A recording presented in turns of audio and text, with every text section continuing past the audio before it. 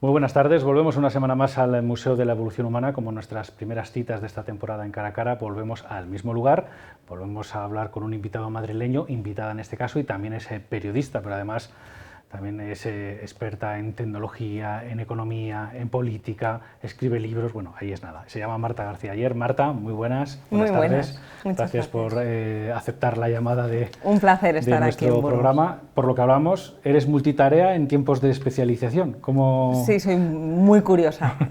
Cuando me enteré que eso de hacer preguntas podía ser una profesión, dije, pues esa es la mía, porque tengo mucha curiosidad. Oye, poder dedicarla, compartir lo que uno va aprendiendo con los lectores o con los oyentes, pues es un lujo que tiene esta profesión, ¿verdad? Dentro de los medios, radio, te escuchamos muchas veces bien prontito, también bien tarde, televisión, prensa, digital. No sé si tienes alguna preferencia, ocupa un hueco especial alguno de los medios o, bueno, todos tienen su parte bonita y no tan bonita a la vez. Bueno, la verdad es que tengo el privilegio de trabajar con la gente de la que sería oyente o lectora. Entonces, por las mañanas con Carlos Alsina, el único pero que le puedo poner es lo mucho que nos hace madrugar, pero la radio siempre ha formado parte de mi vida. En mi casa siempre ha estado la radio puesta todo el rato y poder estar al otro lado del transistor, que es una palabra preciosa, que es verdad que cada vez va más en desuso. A mí que me gusta fijarme tanto en cuál es la tecnología que nos rodea, que está a punto de desaparecer. Ahora que escuchamos todos la radio desde el móvil, me doy cuenta que también la radio está cambiando mucho, como está cambiando la tele y como están cambiando los medios. El Confidencial, el periódico en el que trabajo, también es ahora exclusivamente digital y no deja de ser el formato en el que cada vez consumimos más noticias. Y por eso me interesa tanto la tecnología, como, no por el cacharro en sí, no por el aparato. No soy experta ni me interesa lo suficiente en la parte más tecnológica del asunto, sino en la parte sociológica de cómo nos están cambiando la vida todas estas cosas, que al fin y al cabo pues es hacerse más preguntas. Has hablado de los transistores, cómo ha cambiado también la forma de escuchar radio, los teléfonos. En aquellos tiempos, cuando éramos jóvenes, tú eres más joven que yo, el transistor de casa, de la cocina, estaba anclado en un dial y de ahí yo creo que no se movía desde que se compraba la radio hasta que se estropeaba. Claro, claro, no, los que... Hay también un zapping radiofónico muy sencillo. Los que crecimos en el siglo XX tenemos todavía, yo creo, esa concepción de fidelidad a la radio. Es una cosa que se está perdiendo mucho teniendo a un clic cualquier cambio y cualquier contenido. La fidelidad que teníamos antes a los mismos comunicadores y a los mismos medios. Yo recuerdo tener en cada habitación de la casa y ya viviendo sola, quiero decir, no en el domicilio familiar, diferentes emisoras según la habitación de la casa, según las horas de las rutinas de cada día. Bueno, hay que ser muy friki a lo mejor para llegar a este nivel, pero creo que somos muchos los que estamos enganchados a la radio. También escribes libros. En los últimos, el de 2017 y el de 2020, el de El fin del mundo tal como lo conocemos y Lo imprevisible, casi parecen premonitorios. Solo por el título ya, sin meternos en harina, que ahora vamos a ir con ello. Bueno, es que el mundo lleva cambiando, ya veíamos muchos cambios, que es lo que cuentan los libros, cómo nos está cambiando la vida tan rápido con estos cambios tan vertiginosos. Ahora con la pandemia se ha hecho más evidente, se ha acelerado muchos de esos cambios, pero en realidad ya llevaban tiempo entre nosotros. Lo que pasa es que ya hemos podido dejar de ignorarlos, claro. ¿Siempre nos resistimos al cambio? ¿Eso es algo de ahora o siempre ha sido así? Depende de en qué lado estés del cambio, si estás en el lado de los que salen ganando o de los que tienen las de perder, porque a nadie le hace ascos a un cambio que le mejora las condiciones de vida, pero estos cambios tecnológicos es verdad que están trayendo mucha incertidumbre a mucha gente que teme, por ejemplo, perder sus puestos de trabajo. Entonces es muy fácil pontificar y decir que no hay que estar en contra de la tecnología, que la evolución humana, y estamos en el Museo de la Evolución, viene de las evoluciones tecnológicas, de los inventos que hemos hecho que nos han hecho la vida más fácil. Todo eso es verdad, pero también es verdad que en cada revolución tecnológica, y ahora estamos profundamente dentro de una, siempre hay ganadores y perdedores. Por eso la tecnología no es buena per se, no va a traer cambios positivos sí o sí. Y aunque soy profundamente optimista en este aspecto, también me doy cuenta de la enorme responsabilidad que tenemos ahora de hacer que ese cambio, que todas esas transformaciones con el mundo conectado no dejen a la gente desplazada del sistema. Siempre hay gente que se queda fuera, ¿no? Igual, ¿no? Un poquito fuera de juego. Siempre ha sido así. Bueno, con la revolución industrial los luditas eran los que iban con los palos a destrozar los telares que consideraban que les estaban quitando el empleo, el sustento de sus hijos, y efectivamente era así. Ahora vemos como ingenuo querer destruir todas aquellas máquinas con simples palos y no se puede parar lo inevitable. Pero ahora no puedes ir contra Google con unos palos, no puedes ir contra el Big Data, que es etéreo, contra unos palos. Casi no puedes ni resistirte a tenerlo todo instalado en el Casi no móvil. puedes ir a quemar nada, ¿no? Está claro. Y hay un cambio fundamental también que explica el por qué tenemos tanto vértigo en este momento, tanta incertidumbre, que bueno, para mí es el eje de lo imprevisible. ¿Por qué nos resulta tan imprevisible el futuro en un momento en el que tenemos más Big Data que nunca para darnos certezas, para predecir qué es lo que va a pasar? Podemos mirar el móvil y saber el tiempo que va a hacer, los minutos que tardamos en llegar a trabajar, podemos encontrar casi cualquier respuesta en Google de cosas que antes nos costarían a lo mejor un día de ir a la biblioteca municipal a buscar respuestas. Estamos acostumbrados a que la tecnología nos lo resuelva todo y sin embargo la incertidumbre profunda no nos la resuelve, y no es algo que esté pasando en un sector como por ejemplo en el textil, cuando empezó la revolución industrial. Sí, es general. Es que está cambiándolo todo y cambiándolo muy deprisa. Yo creo que en la pandemia, como decía, no es algo que traiga tantos cambios nuevos en lo tecnológico, sí que ha hecho que mucha gente que pensaba que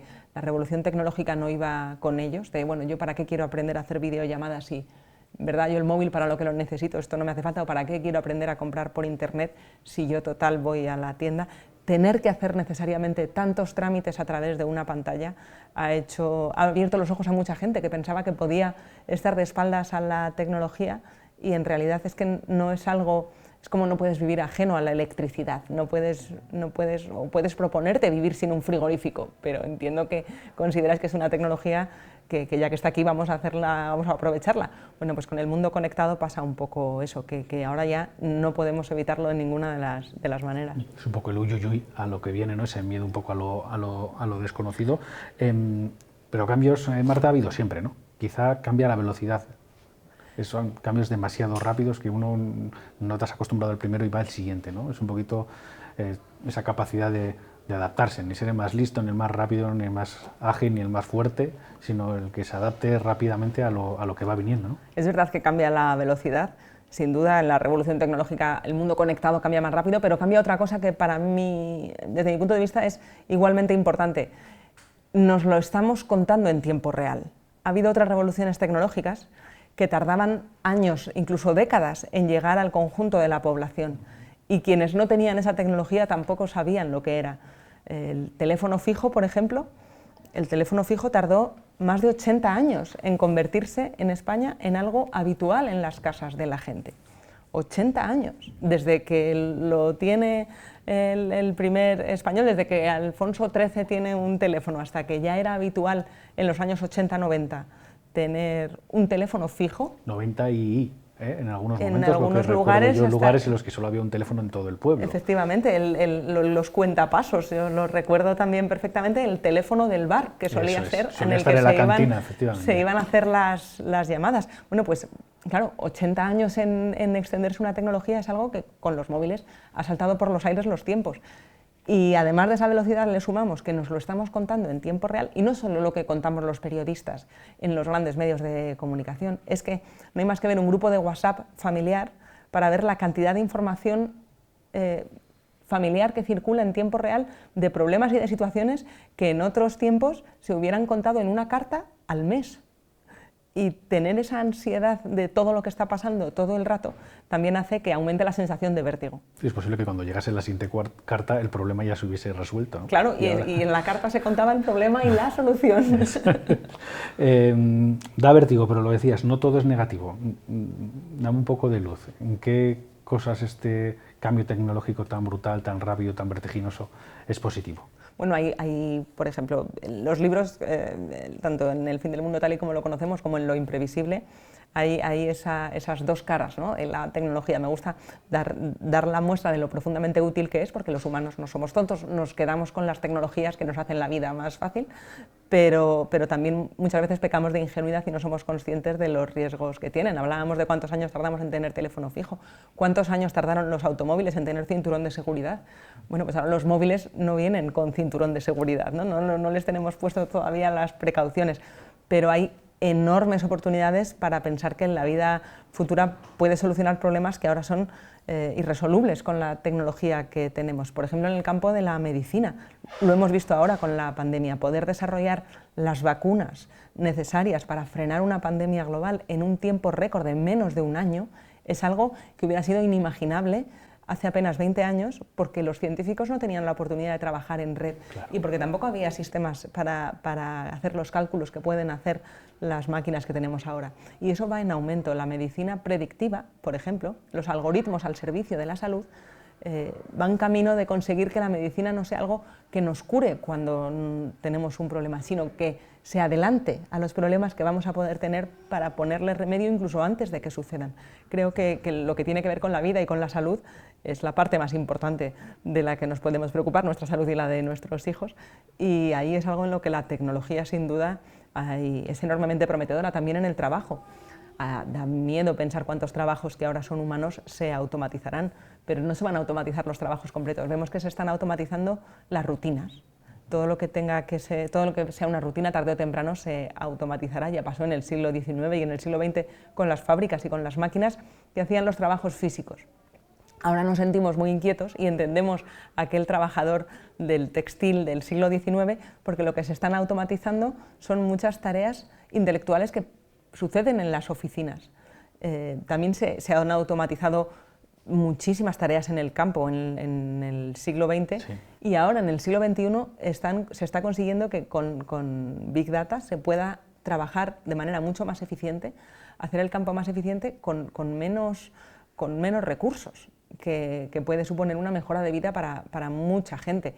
Hay tareas que se van a automatizar, pero también van a permitir que mucha gente pueda vivir mejor. Para eso hay que formarla, claro, en las tareas que van a tener ocupación en el futuro, pero hay muchísimas oportunidades. Es un momento de cambio, entonces creo que aquí la nostalgia puede ser hasta nociva, pensando en cómo funcionaban las cosas en el siglo XX, porque ese corsé ya no nos va a servir para el siglo XXI. Creo que hay que hacerse muchas preguntas, y que las preguntas son la única manera de ir viajando hacia el futuro. ¿Qué es lo que está cambiando? ¿Cómo me puedo adaptar? ¿Qué pueden hacer mis hijos para adaptarse a este mundo que está cambiando tanto? ¿En qué son mejores las máquinas? ¿Que nosotros? Sí. En todo lo que sea una rutina y procesamiento de información. Por ejemplo, un radiólogo que pueda ver una radiografía de algo que nos pasa, tiene que proyectar toda su experiencia, pero puede ser radiólogo, puede tener 10 años de experiencia, puede tener 40. Dependemos de la experiencia humana de esa persona. De la destreza, además, ¿no? De no solo cuántos pacientes haya visto y de cuánta atención le esté prestando. Pero imagina tener una máquina que es capaz de procesar millones y millones de pruebas médicas, no solo de su consulta, sino de todas las consultas conectadas a la vez. Es mucho más probable que detecte qué está pasando, porque no es esclavo de si ha encontrado o no un caso similar. Eso es una rutina, y en eso las máquinas sin duda son mejores, pero no son nada buenas en improvisar o en la empatía, en entender cómo tratar a una persona o darle una noticia o emocionarla, convencernos. Pero tampoco tienen prejuicios, ¿no? A lo mejor sí, depende de quién los haya programado, claro, porque a las máquinas se están dando casos de muchos sesgos, tanto racistas como machistas, en sistemas de aprendizaje automático, precisamente por los datos con los que se les ha programado. Un juez máquina va a ser más justo que un juez humano. Hombre, los humanos también estamos llenos de prejuicios. Puedes tener un juez, además, que tenga un mal día o se quiera ir corriendo a jugar al golf, y ese a lo mejor no va a ser tan justo. Por ser humano no va a ser necesariamente más justo, pero ese algoritmo hipotético juez, ¿quién lo ha programado y con qué información? Porque si lo que es aprendido de los archivos de un juez humano que era racista o que era machista, pues va a replicar todos esos sesgos. Las máquinas no se están inventando los parámetros de conducta, alguien los ha programado. Entonces es un poco falaz pensar que las cosas las hacen las máquinas, las cosas las hacen los humanos que han programado esas máquinas. Entonces hay que controlar a los programadores, ¿no? Claro. Y ese es un enorme debate ahora, además muy interesante, que le da una vuelta a la idea de cómo frenar a los algoritmos. A lo mejor no hay que frenarnos, hacen falta algoritmos que vigilen, ¿no? Algoritmos, ¿no? Hacen falta la policía del algoritmo, se afinará con más tecnología y también con debates abiertos, preguntándole a las empresas y a los estados qué están haciendo con esa tecnología, quién lo controla, y sean mucho más transparentes, porque tenemos ahora mismo muchas empresas, gigantes tecnológicos, que se pueden permitir no ser nada transparentes en el uso que están haciendo de esa información, y lo pueden hacer porque no está en el debate público, no se lo estamos exigiendo. ¿Sabes qué me ha venido a la mente? Esas partidas de ajedrez de hace ya unos cuantos años, en los que todavía Kasparov era capaz de ganar a Deep Blue, creo que se llamaba, ¿no? Aquel ordenador, pero en el momento en que ganó el ordenador ya no hubo manera, ¿no? Bueno, es que ahora a nadie Ahora sería imposible, ¿no?, que ganarle a un ordenador a un juego como el ajedrez. A nadie nos extraña que una máquina sea mejor jugando al ajedrez, pero el ajedrez al final no es la vida. El ajedrez parece una batalla, ¿no?, entre el ser humano. Y es enormemente, así se planteó, pero así se planteó porque era un interés comercial también de la empresa de IBM que estaba detrás para potenciar ese invento. Ahora tenemos a IBM potenciando otro que también es enormemente inquietante, que es su máquina de debate. Si puede una máquina debatir con humanos y ser mejor. Y todavía hay muchos ámbitos en los que pierde la máquina, claro. Gana en su capacidad de memoria infinita, claro, para tener los datos y los argumentos aprendidos, pero no entiende la ironía, no entiende el humor, que es algo también que es esencial en las conversaciones humanas. Pero en aquellas partidas de ajedrez ahora impresionan menos si lo miramos con perspectiva, porque sabemos que el ajedrez tiene un número de casillas cerrado. El número de cosas que pueden pasar en la partida son limitados, son finitos. A lo mejor no tenemos la mente tan prodigiosa de Kasparov para poder anticiparnos a 20 jugadas por delante, ¿no? Los que no somos maestros del ajedrez no podemos hacer eso. La máquina puede adelantarse muchas más que el humano, la máquina de ahora. La de entonces no era tan sofisticada, pero a esa misma máquina a lo mejor le pides que juegue al parchís y perdería, no sabe. Entonces ya no nos impresiona tanto, esa máquina no podría jugar a las damas. A lo mejor es un maestro de ajedrez, pero no sabe aprender otra cosa. Tiene una inteligencia muy limitada, no es una inteligencia general. Hemos sido tremendamente generosos los humanos llamando inteligencia a esa capacidad de cálculo que tienen las máquinas. Hablabas de Big Data antes, para el común de los profanos, porque se habla mucho del Big Data, pero ¿qué es exactamente?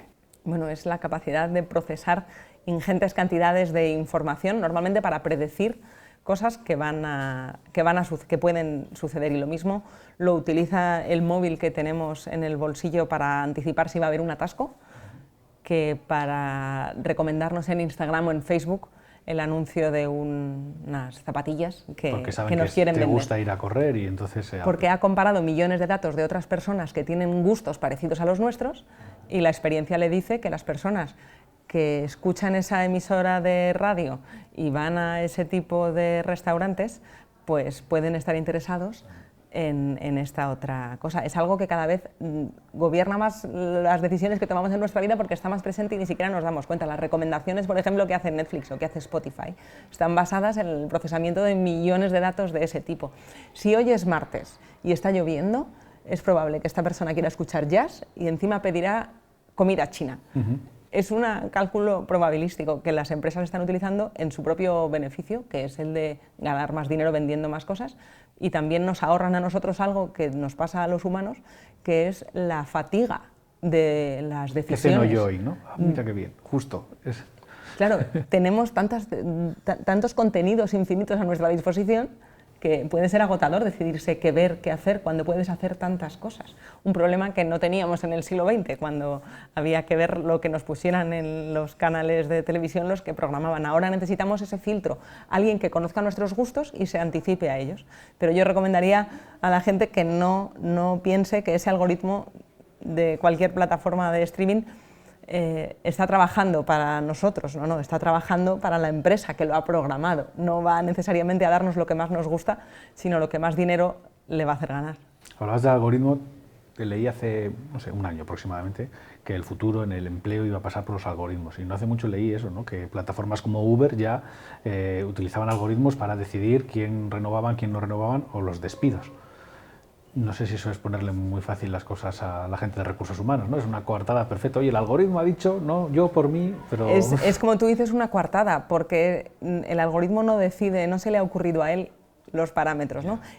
¿Cuáles son las prioridades de esa empresa? ¿Qué tipo de perfiles busca? Claro, tener una máquina que es capaz de filtrar 3.000 currículums en unos minutos es muy cómodo, pero ese filtrado lo está haciendo en función a los criterios que les has dicho tú a la máquina. De todas maneras, también hay maneras de engañar al algoritmo y ya se están utilizando en algunos currículum, todavía los que se mandan escritos. Hay gente que utiliza un truco, como poner en blanco para que no se vea palabras clave que claramente los algoritmos buscan, como Harvard o Big Data.